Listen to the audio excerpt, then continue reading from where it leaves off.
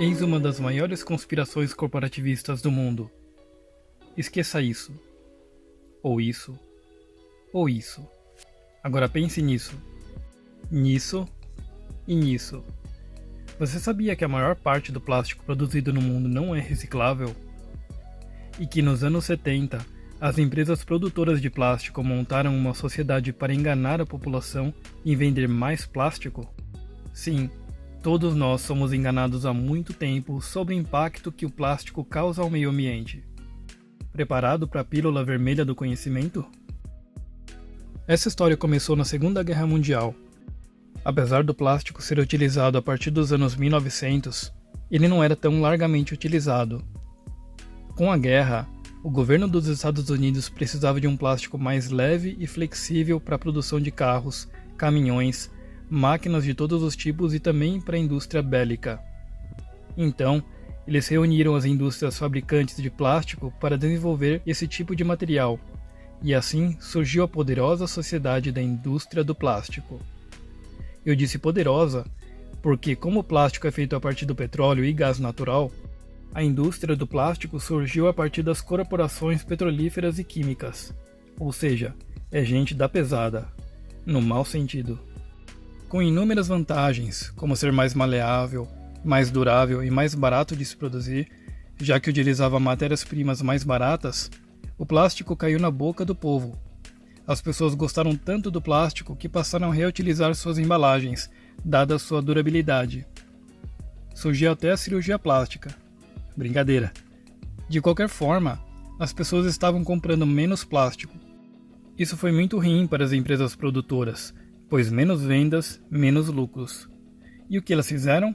Investiram pesado em marketing incentivando o descarte do plástico após o primeiro uso, pois era muito mais barato comprar um novo.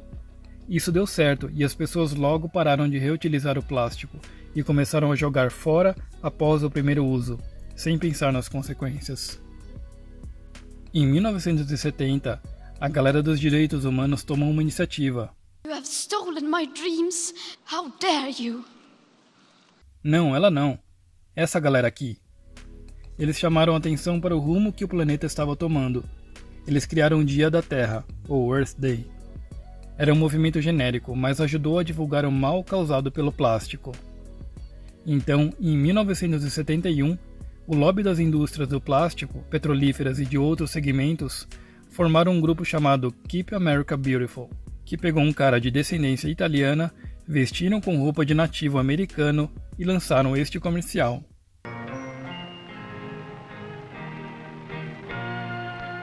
Some people have a deep, abiding respect for the natural beauty that was once this country. And some people don't. People start pollution. People can stop it.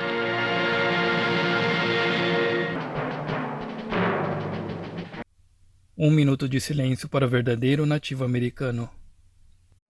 Posteriormente, até os Simpsons fizeram uma paródia sobre este comercial.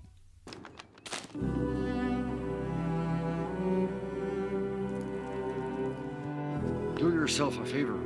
Don't turn around. Essa propaganda deu certo, e as pessoas começaram a jogar o plástico no lixo, separando em latas de lixo específicas para o plástico, inclusive criando programas de reciclagem. Mas em meados de 1980, aconteceu um fato que veio a definir a abordagem atual do plástico. A sociedade descobriu que o plástico, na verdade, não pode ser reciclado. As mesmas propriedades químicas que os tornam maleáveis também fazem com que se degradem após pouco tempo de uso. Ou seja, o que a indústria da reciclagem faz não é reciclar, mas sim reutilizar de uma outra forma. Por exemplo, uma camiseta de poliéster é feita disso aqui, pois depois que a garrafa é usada, ela é triturada, aquecida, transformada em fibra para depois virar um produto como uma bolsa. Mas quimicamente ainda são a mesma coisa. Esse processo é chamado de downgrade, pois a partir daqui não é mais possível reciclar, e o único destino é qualquer lugar longe da nossa vista. Além disso, o processo de reciclagem é caro e muito trabalhoso, e criar plástico novo a partir de combustível fóssil é quase sempre bem mais barato. Esses estudos da indústria do plástico concluíram que não há meio efetivo de reciclar o plástico e que há sérias dúvidas se isso poderá um dia se tornar viável economicamente. There was never an enthusiastic belief that recycling was ultimately going to work in a significant way. E mais, Larry Thomas, o próprio presidente da sociedade, disse: se o público pensar que a reciclagem funciona, então elas não se preocuparão com o meio ambiente. Bom, lembram que eu falei que os plásticos não podem ser reciclados? Na verdade, apenas uma pequena parte deles pode. Em 1988, a Sociedade da Indústria do Plástico, que agora se chama Associação da Indústria do Plástico, criou um grupo chamado The Council for Solid Waste Solutions. Eles fizeram um lobby com mais de 40 estados americanos para aprovarem uma lei que obrigasse que em toda peça de plástico fosse impresso o código de identificação da resina, que foi criada pela própria sociedade. O novo símbolo é muito parecido com o símbolo original de reciclável, mas agora com um número dentro. Esse número indica o tipo de resina do qual o plástico é feito, ou seja, ele não indica se é reciclável ou não. É fake. É só para enganar a população e a galera dos direitos humanos. São 7 tipos, e desses 7, apenas o 1 e o 2 podem ser reciclados. Ah, e eu já falei para vocês que o plástico não é reciclado, e sim reutilizado por no máximo 2 vezes? O mundo hoje produz cerca de 400 milhões de toneladas de plástico por ano, e cerca de 300 milhões de toneladas vão para o lixo. Desse total, apenas 10% é reciclado. Parece muito pouco, e é, mas se você pensar que 10% são 30 milhões de toneladas ao ano, já é bastante coisa.